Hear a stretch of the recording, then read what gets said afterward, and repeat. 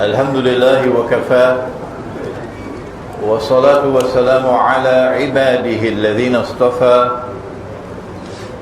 خصوصا على أفضلهم وخاتم النبيين محمد الأمين وعلى آله وصحبه أجمعين وبعد فأعوذ بالله من الشيطان الرجيم بسم الله الرحمن الرحيم ونزلنا عليك الكتاب تبيانا لكل شيء وهدى ورحمة وبشرى للمسلمين صدق الله العظيم. Respected Imam, brothers and sisters here at Masjid Al-Ghufran in Tamantun, Dr. Ismail in Kuala Lumpur in Malaysia. Assalamu alaikum wa rahmatullahi wa barakatuh. It is always a pleasure to come back to Masjid Al-Ghufran, where I have lectured several times in the past, and I thank you for your kind invitation. Our subject tonight is an unusual one, and one that requires great reflection and insight. What is the role of Konstantinopol in Akhir al-Zaman?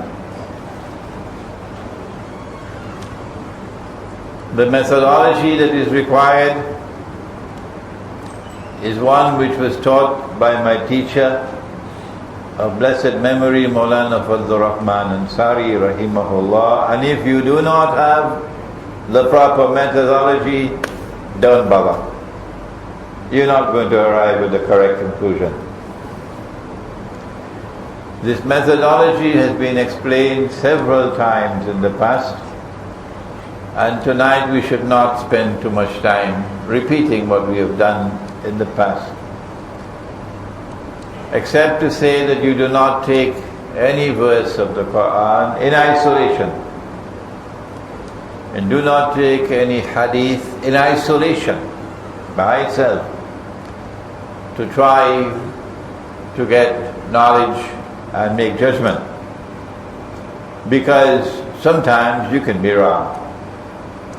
The proper methodology requires that you do homework.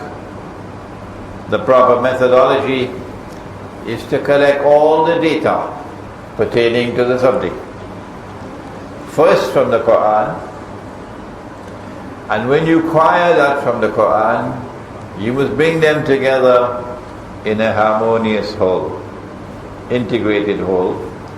And for that you have to discover what he calls a system of meaning. And that's not a task for boys. You need to have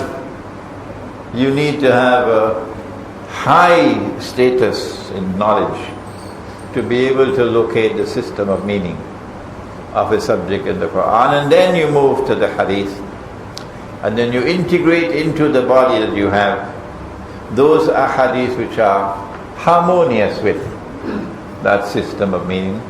And so your body of data will be constantly growing. All of this from the Quran, and all of these coming from the hadith. And when you get a hadith which is in conflict in conflict with all that you have acquired from the Quran, from the hadith, you ignore that hadith. Ignore it. And so when Nabi Muhammad alayhi salatu wasalam has referred to a city by name, as he had on Constantinople, he has referred to the city of Constantinople by name in Arabic, Constantinia. These words came out of his blessed lips, Constantinia.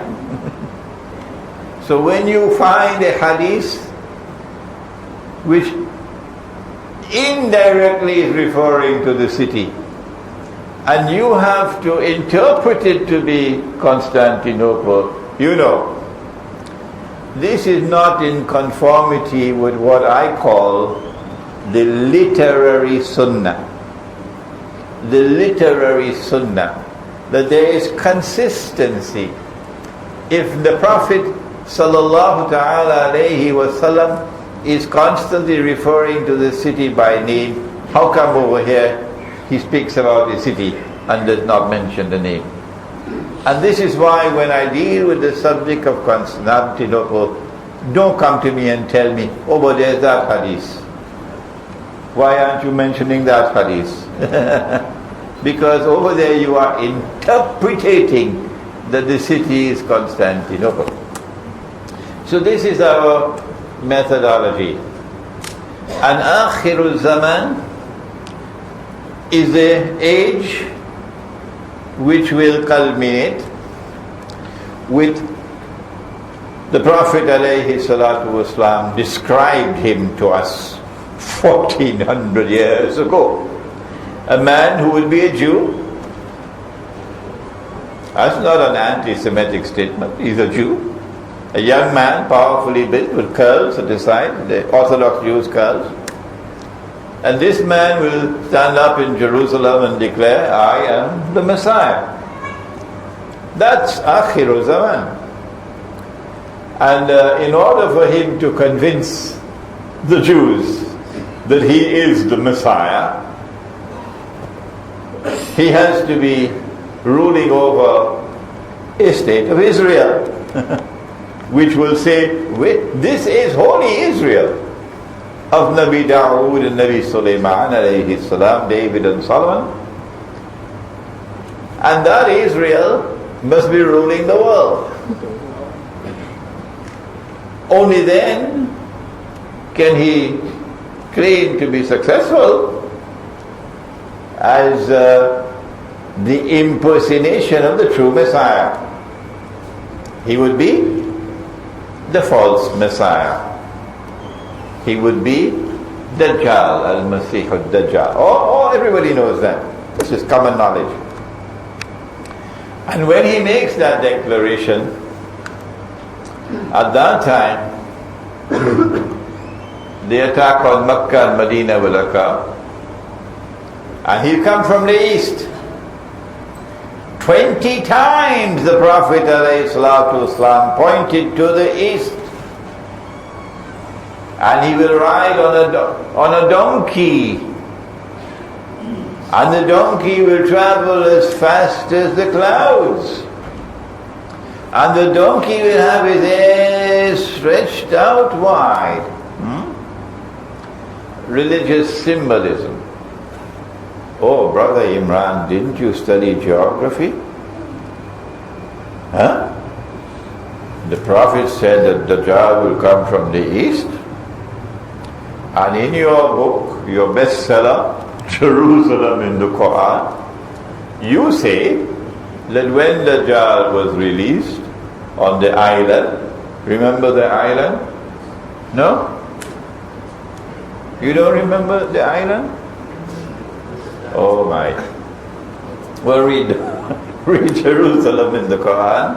Hadith speaks about an island. And Imran Husein says the island is Britain. And Britain is the west. And the Prophet said you come from the east. Didn't Imran Husein study geography? Yeah. He will come from the east at that time when his mission is completed. A day like a year has been completed. A day like a month is completed. A day like a week is finished. And now وَسَائِرُ أَيَّامِهِ كَأَيَّامِكُمْ. Now all his days are like your days. So he'll now be in our world of space and time. Dajjal. It is at this time that he'll be ruling the world from Jerusalem. And at this time the attack will take place with fighter aircraft. Our interpretation. But those who insist that no, a flying donkey is a flying donkey, and they want to wait for the flying donkey, we have to respect their view. When we interpret, we do not do it in a dogmatic way. When we interpret, we say, Allahu A'lam, Allah knows best. So we say it's a fighter aircraft, the flying donkey. and the attack will come from the east, but the angels will block the attack. I have a booklet at the back entitled Madina to Nabi returns to center stage in Akhirul Zaman. It's only about 25 pages long. And that booklet describes this event when the attack on Medina takes place. But then after that, when the angels block him, then the Israeli attack on Syria will take place. So we know Israel is going to attack Syria. Dajjal will be there. And then Damascus becomes the center of the world. Because Dajjal is in Damascus, and Imam al-Mahdi is in Damascus. He is inside the masjid, he is outside, and then Nabi Isa alayhi salam comes down in the masjid, Damascus. So now you know why Damascus is so important. You know why this bloodshed and so on is going on in Syria now. Why? Because this is the culmination, Damascus, the end time. But our subject is Konstantinopol. And while we recognize that there is a countdown in Akhirul Zaman, the countdown to the final culmination, the countdown or the last stage commenced when? It commenced with Surah to Yunus. Surah to Yunus, when Allah says, بَعْدَ أَعُوذُ بِاللَّهِ مِنَ الشَّيْطَانِ الرَّجِيمِ الآن, now Fir'aun, now, وَقَدْ عَصَيْتَ قَبْلُ, and before this you were in arrogant and obstinate rebellion. وَكُنْتَ مِنَ الْمُفْسِدِينَ, and you were oppressing the people. Now, when you are under the water, when you are drowning, now you are declaring your faith, Fir'aun. Allah is speaking. Because that's what he did underneath the water. فَالْيَوْمَ نُنَجِّيكَ بِبَدَنِكَ, this day, we have decided to preserve your physical body. لِتَكُونَ لِمَنْ خَلْفَكَ آيَةً, that your physical body, when it resurfaces in the historical process, when it is discovered, which I believe occurred around 1897, somewhere around there. If I'm wrong, somebody please send me an email and correct me. فَالْيَوْمَ نُنَجِّيكَ بِبَدَنِكَ, so that your physical body, which we have preserved, لِتَكُونَ لِمَنْ خَلْفَكَ آيَةً, when it resurfaces in the historical process, would function as a sign for a people to come after you. That they, because they lived the way you lived, will die the way you died. With a divine intervention. Over there it was, take your rod and strike the water. And then, وَإِذْ فَرَقْنَا بِكُمُ الْبَحْرِ, we parted the water. Miracle. And this time, it will be another miracle. For a people to come after you, they're going to be punished the same way. This one will be the return of Nabi Isa alayhi salam. And these people are going to die the same way that Pharaoh died. Meaning at the last moment, when death is staring them in their eyes, then and only then will they recognize that Muhammad sallallahu ta'ala alayhi wa sallam, the Arab, who was not a Jew, the Arab, he was indeed a true prophet of the one God, like Abraham alayhi salam, like Moses alayhi salam. At that moment they will recognize that the Quran is the word of the one true God, who sent the Torah, who sent Injil, who sent the Torah, Injil, Zabur. And now he sent the Quran. It is the word of the one true God. And that this man, the son of Maryam, was not, was not a bastard, was not a false pretender, that this is indeed the true Messiah. And then they will die, knowing that they're going into the hellfire. This is how history will repeat itself. Who are they?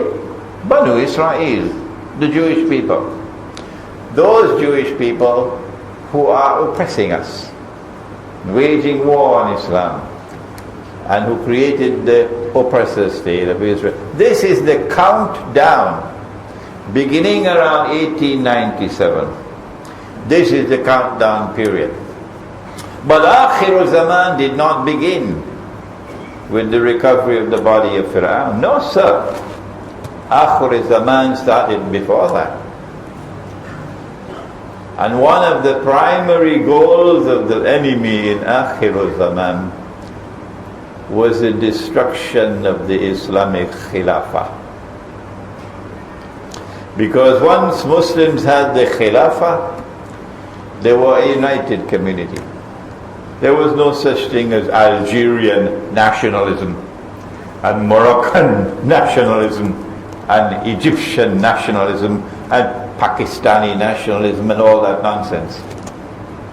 إِنَّمَا الْمُؤْمِنُونَ إِخْوَةٌ. We were a united community under a leader. And therefore, we had power. We had power when we were united. And once we remain united with the Khilafah, Israel could never have been created. In order to create Israel, they had to destroy the Khilafah.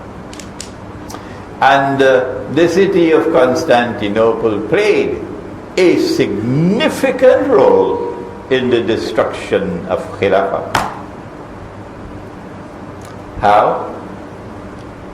The Khilafah that Nabi Muhammad alayhi salatu wasalam left us was in the city in which he was buried, Medina. Today, that city is forgotten.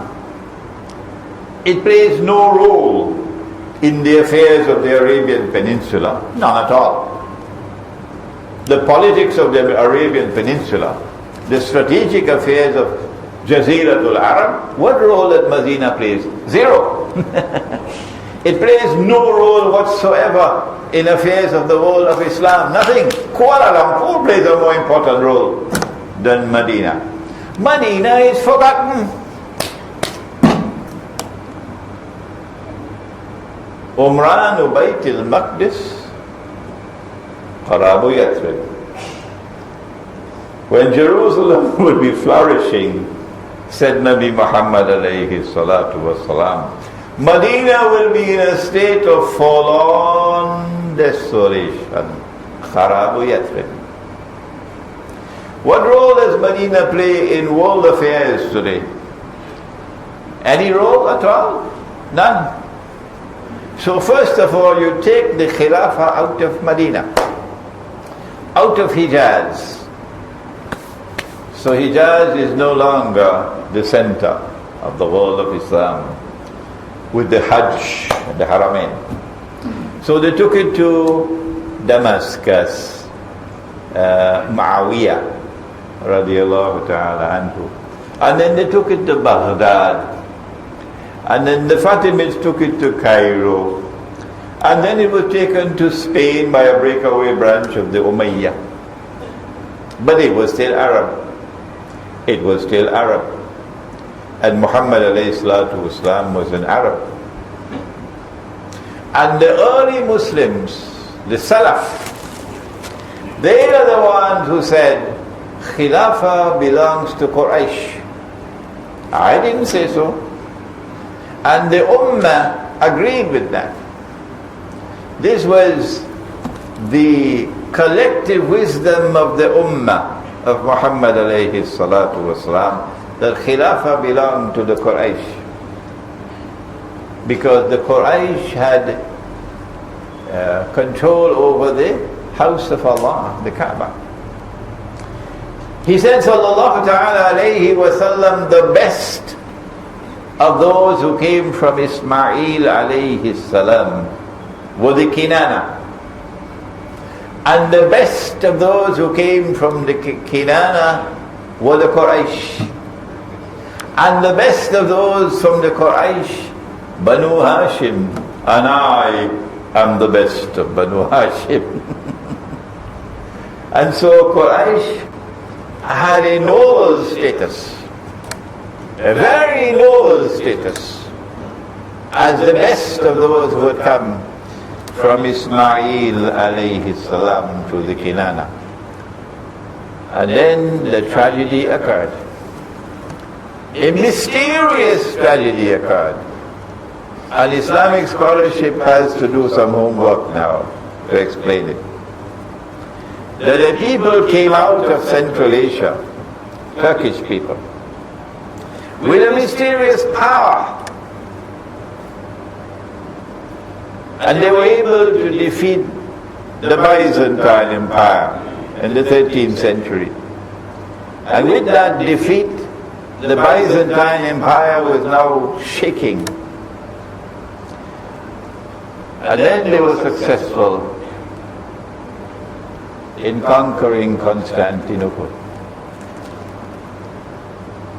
And when they conquered Constantinople in the 16th century, I think it was 14 something? 1453, MashaAllah. Thank you. This is Masjid Kufran, remember that. 1453.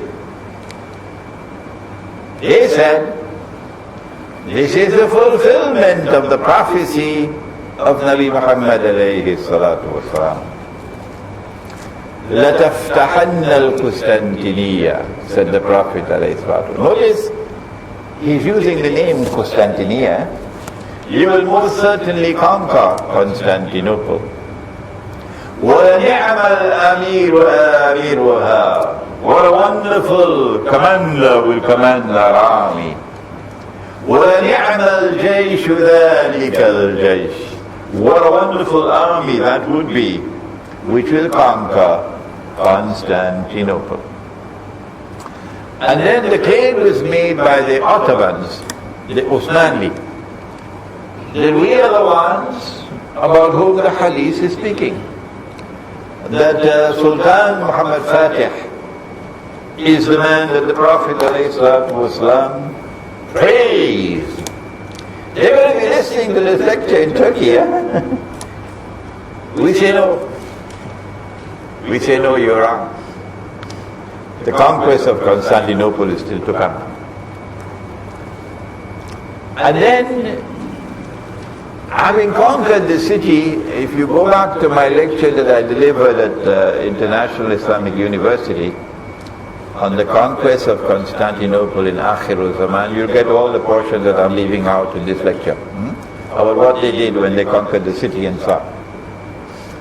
And then, with this newfound power, they established what they call an Islamic government, and they became Sultan. But then they headed this way, for Arabia. And within 100 years or so, they conquered Mecca and Medina. That was their target. So once they conquered Mecca and Medina, they can now make the claim, if they want, that we are Khalifa, which they eventually did. And then the world of Islam chose to recognize that this was a genuine Khilafah in Istanbul. It was not. The structure was there of Khilafah, but it was a bogus Khilafah. It was a bogus Khilafah. And it meant to serve a mysterious mission in the process of the destruction of Khilafah. Because now Khilafah is gone from the Arab world for the first time in history. To bring back the Khilafah to the Arab world is not possible. The enemy would not allow it. Would not allow it. And so they held the Khilafah until the forces of Zionism decided, now we don't need you anymore. You served us enough. This is strange language that I'm using. The world of Islam is not accustomed to this kind of language. The enemies decided, we don't need the Ottomans anymore. They have served us sufficiently. Because during these 500 to 600 years that they ruled over Konstantinopol and Turkey and the other territories of the Ottoman Empire, they did something of crucial importance for Western Europe. They fought war after war after war after war with Russia. So many wars against Russia I can't count. Russia became enemy number one of the Ottomans. And if Turkey is today a member of NATO and will never leave NATO, it's because Turkey is afraid of Russia. That's why they're in NATO. This is their insurance policy, because Russia today is powerful. This taking the Khilafah out of the Arab world and setting the stage for the destruction and elimination of the Khilafah is one half of the story, and the other half is the constant attack, brutal attacks on that part of Christianity that I remarked last night, that there are two branches of Christianity. One is the Eastern Orthodox Christians, who are referred to in the Quran, and there's a whole surah of the Quran named after them. It is Suratul Rum. Everybody knows Suratul Rum. And Allah speaks in a positive way about Rome in the Quran. Holy battle Rome. Remember? They have been defeated, but soon they're going to overcome. Who is Rome? Who is Rome? I say Rome was the Byzantine Empire. If you want to say that Rome is the Anglo-American Israeli NATO alliance, and people want to believe that rubbish, because that is what it is, I can't help that. Rome is Byzantium, Eastern Christianity. The Roman Catholic Church, which just lost its Pope, I believe, they lost the Pope, is Western Christianity. And of course, I hope they will not mind my saying it, they got to appoint another Pope. But for some strange and mysterious reason, a Pope always has to be a European. I wonder why. Ever had a Malay Pope? Ever had an Arab Pope? Ever had an Indian Pope? Ever had an African Pope? The Pope always has to be, excuse my language, a white man. That is the bogus part of Christianity. And this is the more authentic part of Christianity, Byzantium. And when the city of Constantinople was conquered, this was the heart of Byzantium, this was the heart of Rome. And then Rome went to Moscow. And the Quran speaks positively about Rome. And the Prophet ﷺ said that you will make an alliance with Rome in Akhirul Zaman. So what the Ottoman Empire did was to serve the cause of those who wanted to ensure that that alliance never takes place with Rome. And so they attacked these people. They enslaved them. They took their sons and converted them to Islam and trained them to become soldiers to serve the Ottoman Empire. Shamelessly! Shamelessly! It is a shameful blot on the history of Islam what they did. To take these little Christian boys, convert them to Islam. Don't come with the nonsense to me that the parents agreed to it and the parents were happy. What nonsense you're telling me? Because of what the Ottomans did, enslaving the women, putting them in the harem, slaves. Today there is so much hatred for Islam, so much hatred for Islam in Eastern Europe, in Russia, in Bulgaria, in Romania, in Greece, because of 600 years of Ottoman oppression. And so the alliance with Rome is almost an impossibility today, thanks to the Ottoman Empire. So the Ottoman Empire played a significant role in Akhirul Zaman. Number one, in setting the stage for the destruction of Khilafah. It's gone. And number two, to prevent an alliance with Rome, which today is Russia.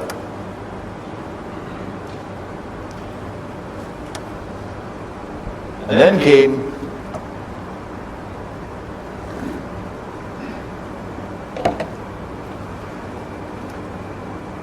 the Arab Spring.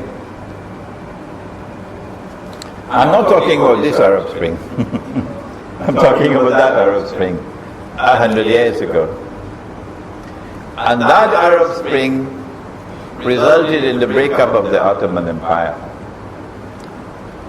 And that breakup of the Ottoman Empire took place by moving pieces on the chessboard. And Britain played the most important role in the breakup of the Ottoman Empire. The most important role of all is Britain. And then came France to support Britain. The Valley of Iran was discovered in 1897, and in 1907 we see the first move. Or 1897 the Zionist movement was established. But in 1907 came the treaty, the alliance between Britain and France and Russia. So go home and do your history. Why would Britain and France make an alliance with the traditional enemy, Russia? It was to set the stage, for the destruction of the Ottoman Empire. And then, having made the alliance with Russia, a few years later, I believe, because it was secret, they then made a deal with Russia.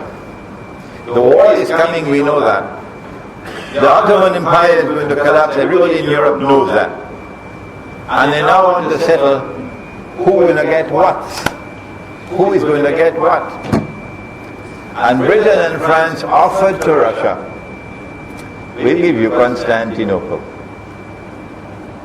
That was the sweets to make the deal work. And Russia was so pleased because that's what Russia wants more than everything else. Because Russia is still so much Christian. And when the war eventually was won, and the Russian troops are moving towards Constantinople, they're close to it, and now Russia is going to get the prize that Russia always wanted, Constantinople. Then the Zionists acted. Because they don't want Russia to get Constantinople. So then you had the Bolshevik Revolution, which was a Jewish revolution. And because of the Bolshevik Revolution, Russia came out of the war. And so the agreement was published about Constantinople. And Russia said, we don't want Constantinople because we're not in the war anymore. And the Bolshevik Revolution eventually took a Christian Russia and transformed it into an atheist Soviet Union. Communism came to destroy Rome. Communism came to destroy Rome, to destroy Christianity. Because of the first Arab Spring, the Ottomans lost Mecca and Medina. The Arabs were already longing for an Arab Khilafah. If you would study Sheikh Muhammad Abdu in Egypt, you will see how this Arab Egyptian intellectual, he was an intellectual, was leading an intellectual movement calling for a return of the Khilafah to the Arab world. So there was for 20, 30, 50 years this ferment in the Arab world of trying to revive the Arab Khilafah because the Ottomans could not be accepted as a proper Khilafah.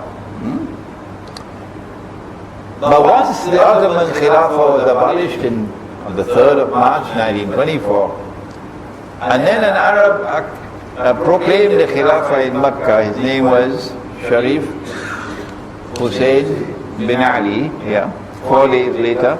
And I wanted to know, how did he get the news so quickly? March 4th or March 3rd, it was abolished in Konstantinopol. March 7th, he proclaimed his Khilafah. So how did the news reach so quickly? And then I learned, in those days you had something called telegraph. So it came by, the news comes by telegraph. When he proclaimed the Khilafah, Britain would not allow that. France would not allow that. The Zionists would not allow that. No, they have worked and worked and worked for so long to destroy Islam's Khilafah. So then they turned to Abdulaziz ibn Saud to perpetrate the greatest betrayal of all. And there are many in Saudi Arabia now who agree with me, and they write to me. Many in Saudi Arabia who agree with me that this regime, the Saudi Wahhabi regime, played the most crucial role at the end of the drama in destroying Khilafah. They attacked Husein. Husein had to flee. They conquered Mecca, conquered Medina, conquered the Hijaz. Now we control the Haramain and the Hajj. No one can claim the Khilafah unless you control the Hajj. We will never claim the Khilafah ourselves, these people who are disgracefully betraying Islam, and we will not allow anyone else to claim the Khilafah. And so that is the end of Khilafah. And Constantinople has played a strategic role in the destruction of the Khilafah. The Ottoman Empire performed the third function that I forgot about.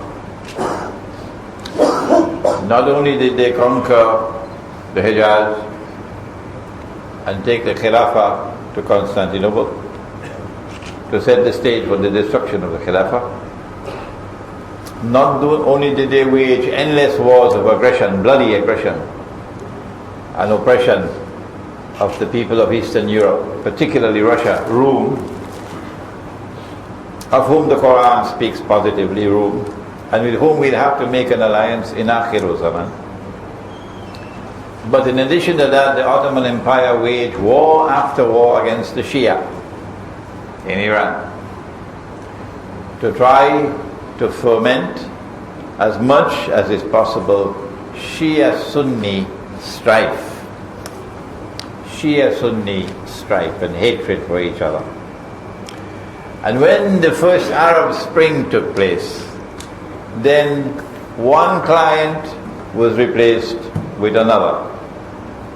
These two clients were actually sisters of each other. And these two clients continued to perform the same role.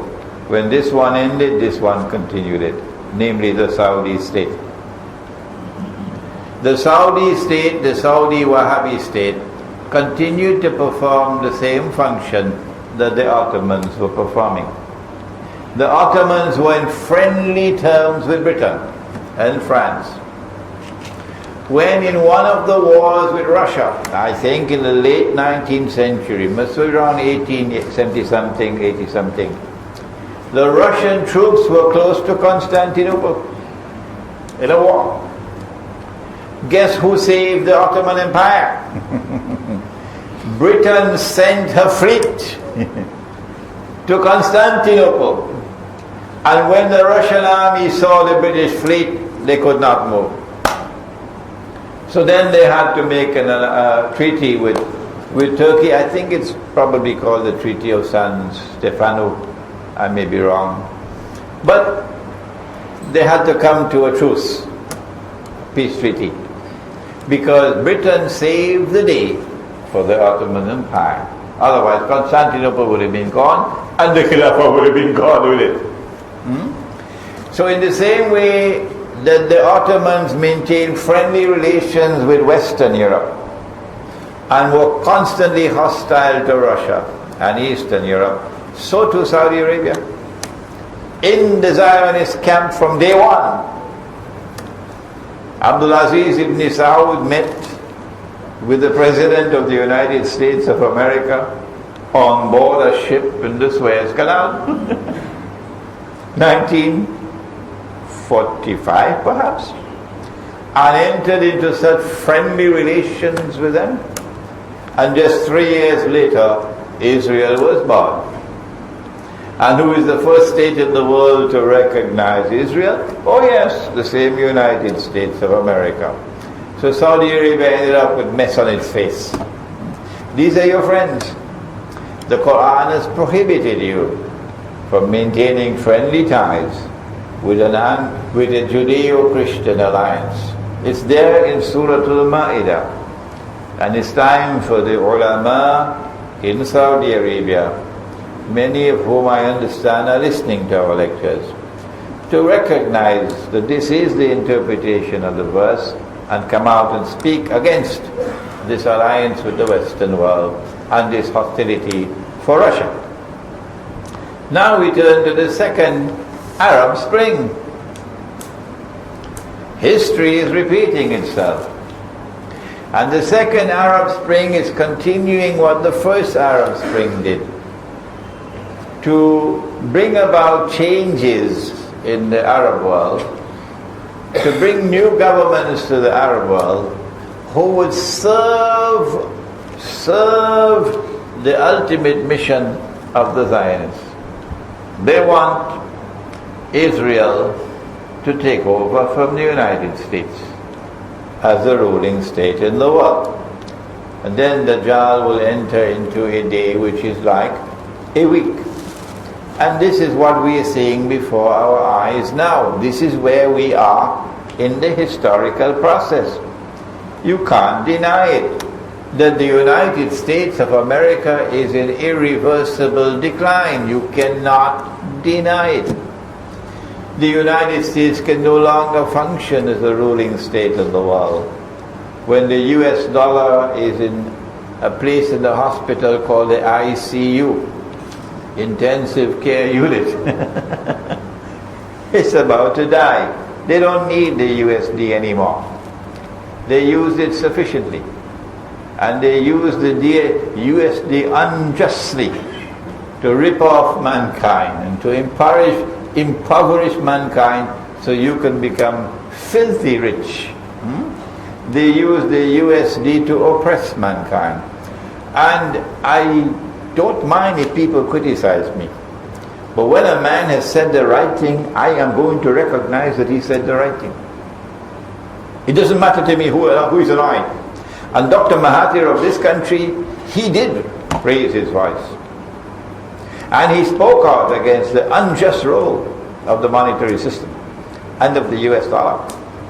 He did it. And not because you have an election coming up in this country, does it mean that I must be silent on things that I must speak? Oh no, I am not concerned with your elections at all. What is right has to be spoken. And last night I spoke about Charles de Gaulle and about Dr. Mahathir on this. The United States is in decline. Something has to replace the United States. Our Ilmu Akhiru Zaman, our Islamic eschatology tells us that Pax Britannica was emerged for Dajjal in day 1, and then came Pax America, Dajjal in stage 2, and finally will come Pax Judaica, or Israeli rule over the world. But the Arab Spring recognizes, those who crafted the Arab Spring, the second Arab Spring, they recognize that in order for Israel to replace the United States as the ruling state, Israel will have to come out from behind the hijab and wage great wars. And Israel does not want to wage these wars and appear to the world as an aggressor. I've been saying this for the last, 15 years or more. So in order for Israel to wage her great wars, she has to create some casus bellum, some justification. And for that you need the Arab Spring, which will bring Islamic governments to power. And when these Islamic governments come to power, the world has to be presented with the spectacle of Islam re-emerging as a menace to the world. And that would justify Israel's wars as wars to save mankind from these Islamic jihadists, these Islamic militants who want to take over the world and convert all of mankind to Islam. And that's where we are now. But I suspect, and I share with you my thoughts tonight, this is my suspicion, that Dajjal has some tricks up his sleeve. And he has some more work for Constantinople. Yeah. I have said, and this is my opinion, Allah knows best, that the world of Islam is waiting for Imam al-Mahdi, alayhi salam. And I'm getting emails all the time, Sheikh, Imam is born. Yes, the Imam is in so and so place. I can take you to meet him, Sheikh. The world of Islam is waiting for Imam al-Mahdi.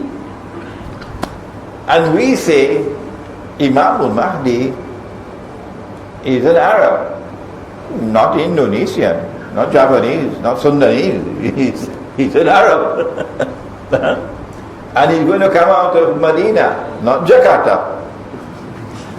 He's going to come to Mecca. And he's going to proclaim himself Imam in Mecca. Mecca has never been a Shia city.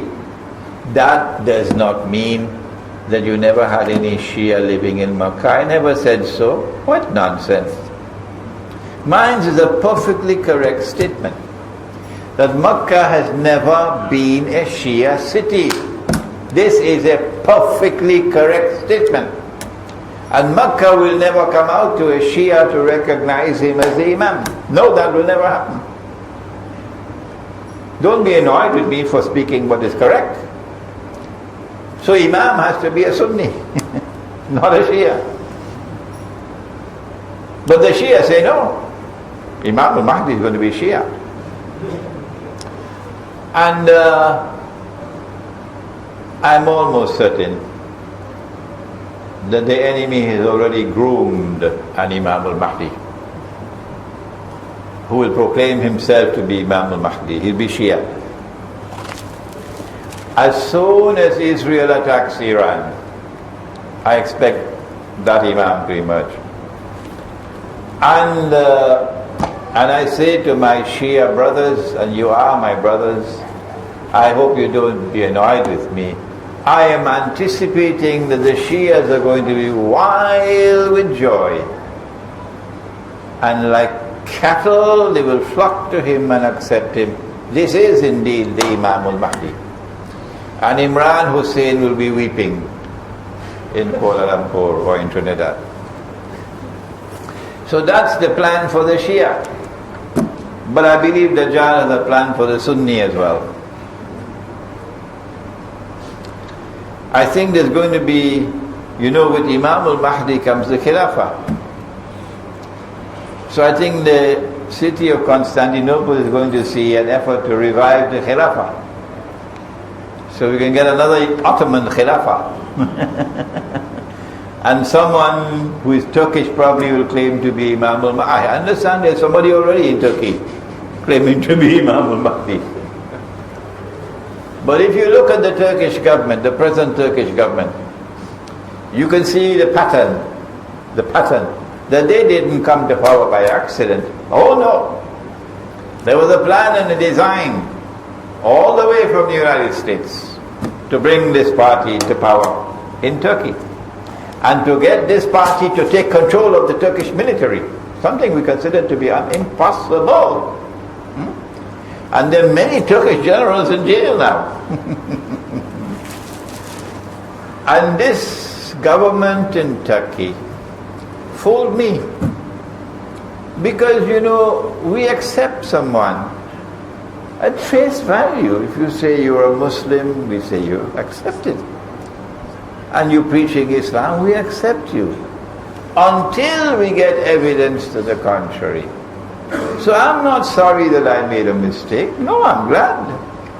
But when they did what they did in Libya, then I saw the true face of the Turkish government. That they were not in NATO only to protect themselves from Russia. Oh no! They were up to their neck serving NATO interests, serving Zionist interests with what they did in Libya, to intervene in Libya, to send weapons and send men into Libya, to overthrow the government in a shameless, bloody act. Shameless, bloody act. Ramadan, shall I remind you? It was Ramadan. The people had fasted all day long, and you evil people, you followers of Shaitan, who say you are waging a jihad, no jihad, a Yankee jihad. You choose that moment when the people are breaking their fast to infiltrate your people into Tripoli and then start shooting wildly, and you kill 1,200 people to sow panic in Tripoli? People who have just fasted for the whole day, don't you have any shame?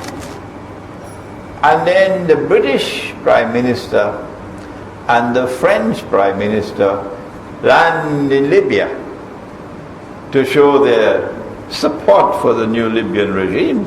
And guess who came after them? Yes, shamefully so.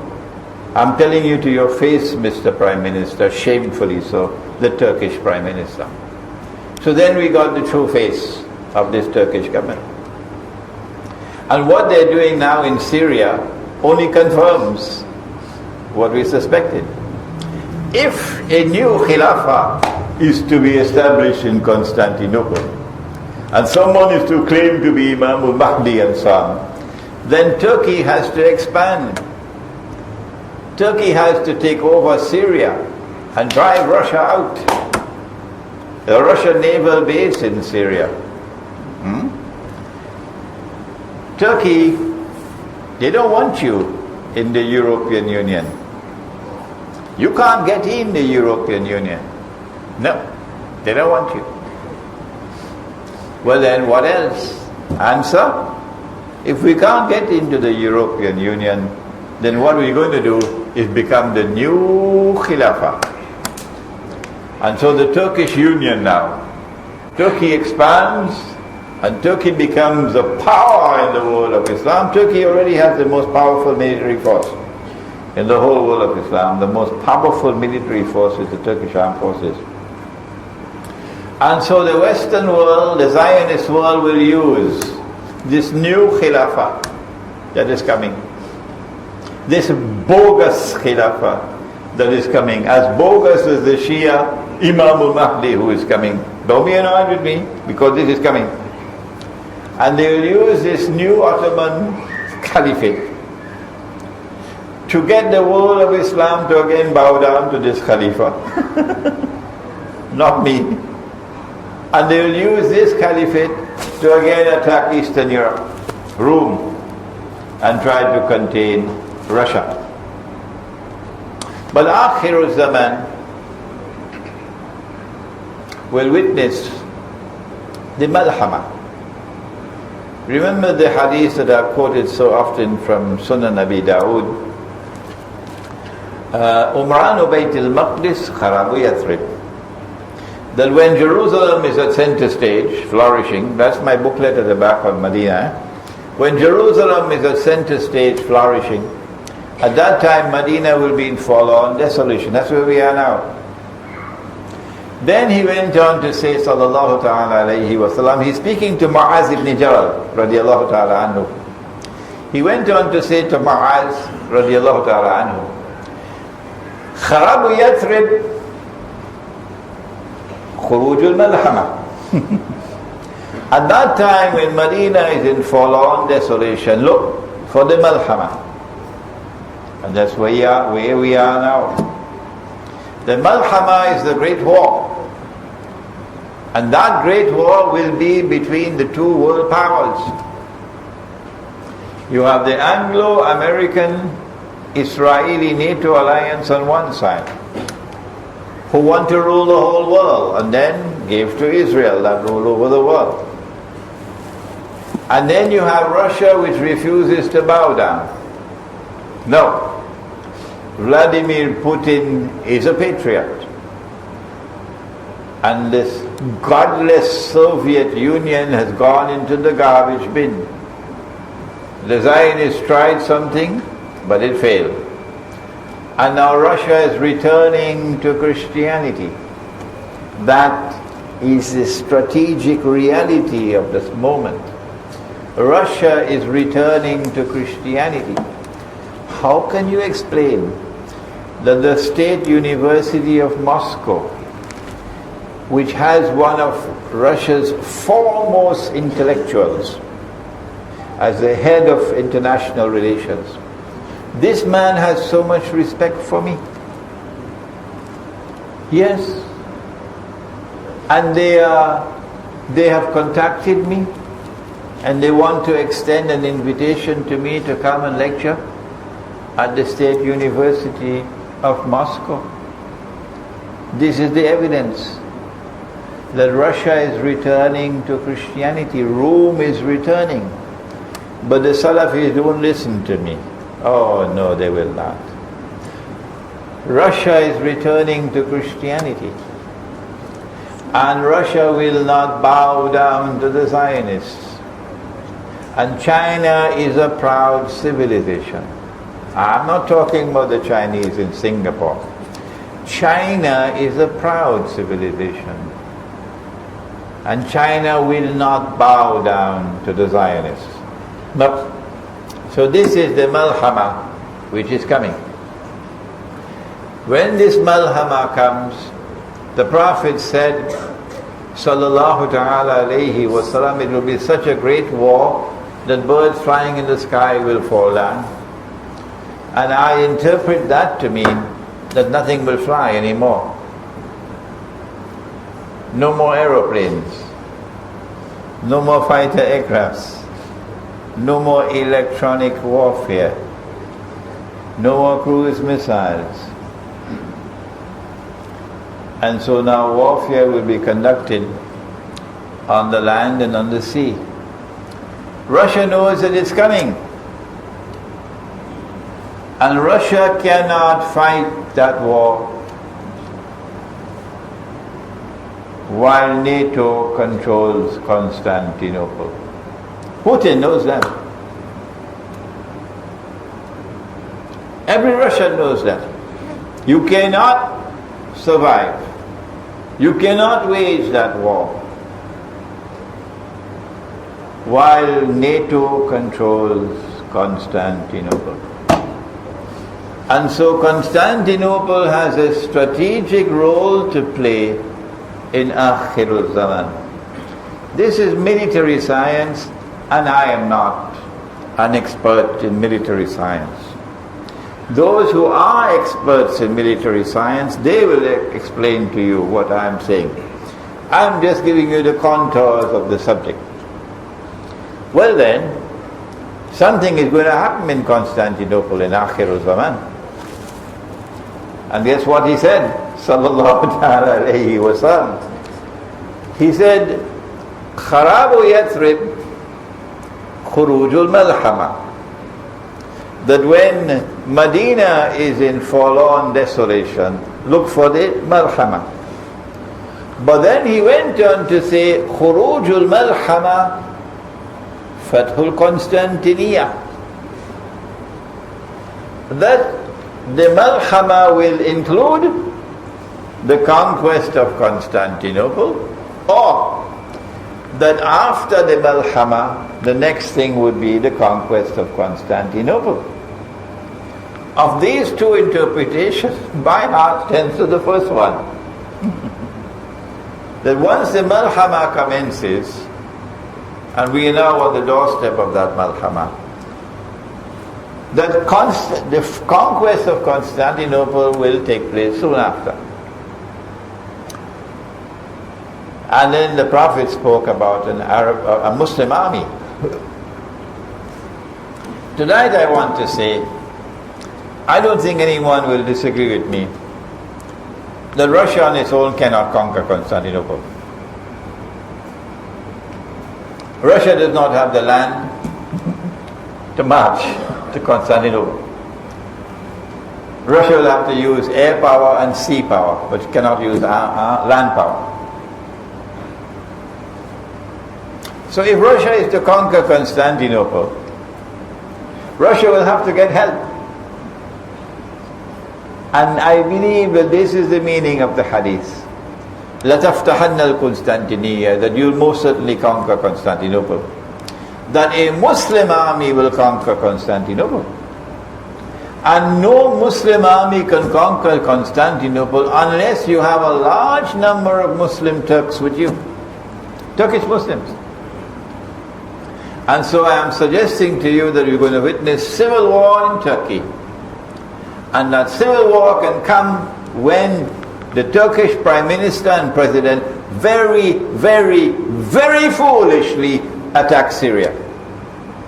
Go ahead and attack Syria. And I say to you, Prime Minister, you're going to see civil war in Turkey.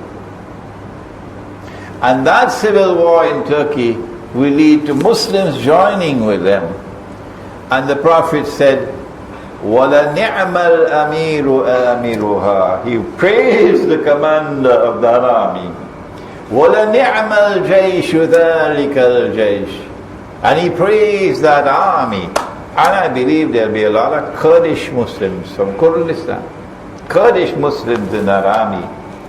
Remember, what is his name? Salahuddin Ayyubi. Yes, he was Kurd, and lots of Kurds are going to be in our army. And I'm saying to you today in Algeria, there'll be lots of Algerians in that army.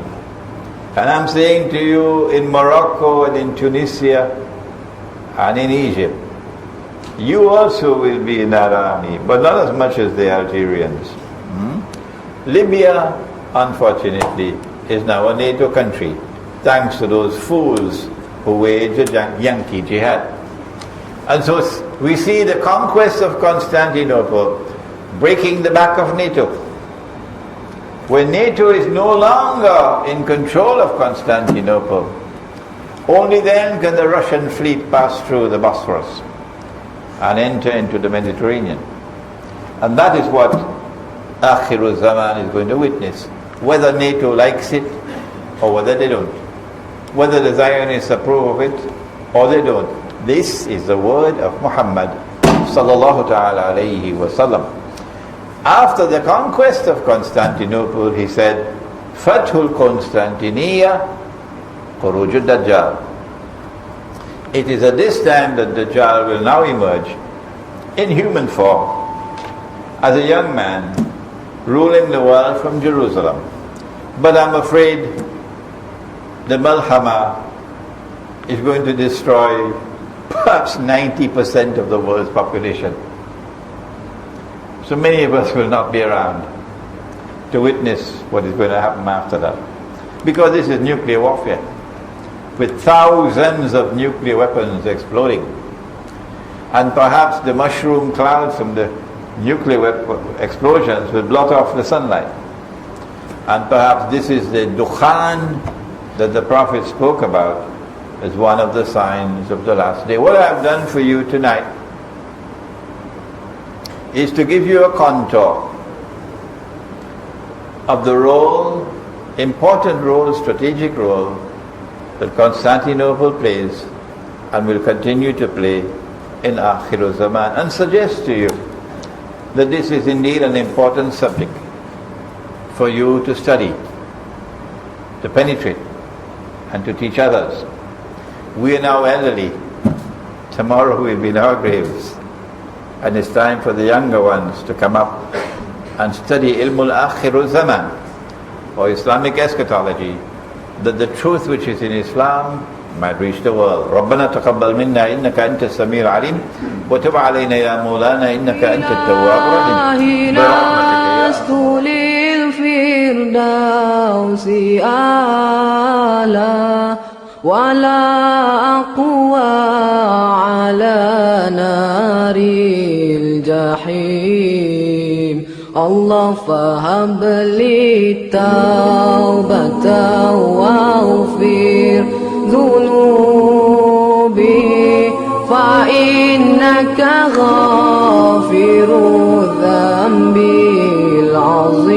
العظيم إلهي لست للفردوس أهلا ولا أقوى على نار الجحيم الله فهب لي توبة واغفر ذنوبي فإنك غافر الذنب